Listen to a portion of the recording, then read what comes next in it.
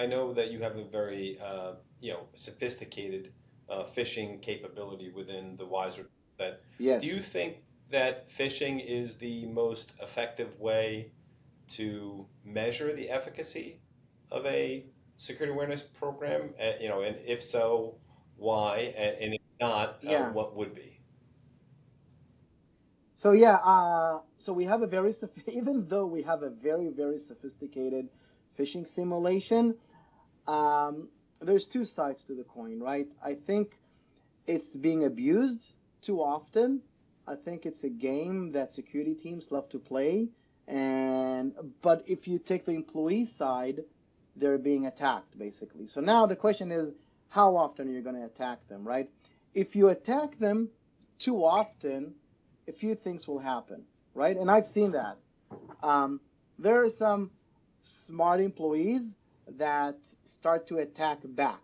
Basically, what they do is they start to report every email as phishing to overwhelm the security team or the IT team. It's like a game. If you're gonna do this to me, no worries. You want me to like report every other email? I'll do that. And yeah, they're enjoying it until somebody will tell them stop, right? So they're just reporting every email. I've seen employees that just become nervous, so they either don't open emails, don't click on anything, don't reply on anything because they're being attacked, right? So it's you have to use it in a reasonable manner, in my opinion. And I'm not even talking about things like, and that happens where you try to mimic the attackers to the T. For example, like there was this train company, I think in the UK, where they, during COVID, they offered bonuses to employees that worked hard during the COVID, and it was a phishing attempt.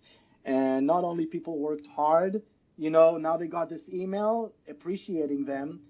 So, and they failed the phishing because they were so happy that the company is recognizing their effort, and now they're basically being punished or feel bad that they failed, right? Even feeling bad is a, so that hurts culture and goes back to what we said earlier that, if they're feeling attacked, they won't come to you when something real happens. So I think in general, it's sort of like a spice. You need to do it to remind people, but sprinkle it over the year. Don't do it every 2 weeks, for sure, in my opinion, even though there's some companies that do that. I actually seen companies do the other way around, which I think is really cool, where they have an opt-in phishing simulation, where people get to choose to get phishing simulation and it's gamified, and then you get prizes. And then what happens is that they're actually looking for phishing and they're identifying real phishing. So now you have like 100 people in the company, even if it's out of 1,000, 10% join this program. And now what they're doing, you have 100 eyes actually looking for phishing all day long. So that's actually a better approach, in my opinion. So, and the last thing is expectation. If you think you can keep on taking down the click rate to zero, you're fooling yourself. So I think the best indicator is the ratio between how many people clicked and reported. So if you clicked and you didn't report, that's bad. But if you clicked and you report, that's fine. So like root those out. Don't even talk to them maybe, or even sell them. Hey, good job, you clicked, but you reported. Again, build on top of that. So it's really about what you measure and how you Gotcha. approach. If you didn't use phishing, is there another way, Yeah. like in your mind, to kind of gauge if Yeah. security So is we have, effective?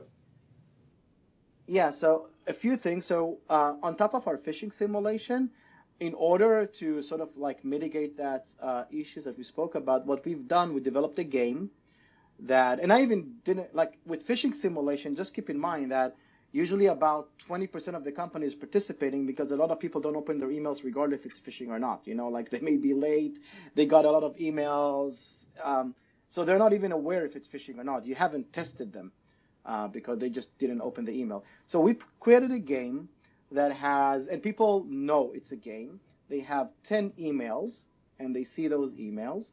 So they have two jobs to do. One is to figure out which one is phishing and which one is not based on the things they've learned. So we cover 10 different scams at every Hmm. time. So they get to practice more things. But even more importantly, we ask them if it is phishing, we ask them as part of the game, what would you do? Would you call and verify? For example, we haven't even spoken about it, but a lot of the things you can't even simulate, like wire fraud.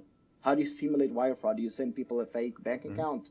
How do you simulate like gift card scams? You send everybody to Target, or spoofing? Would you spoof Microsoft? Good luck with that.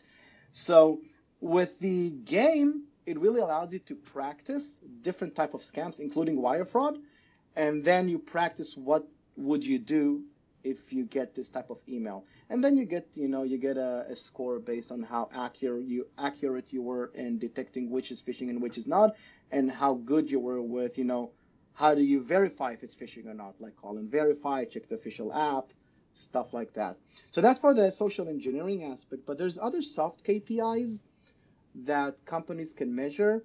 For example, how often people come to them with new projects, to the security team, asking them, hey, we're starting this new project. What do we need to think about from a security point of view? You know? That's that So, security like, culture if you look at, idea, right? Is if yeah, people start to think about security, then they're going to engage security more proactively in yeah, places where they wouldn't have done that prior. exactly.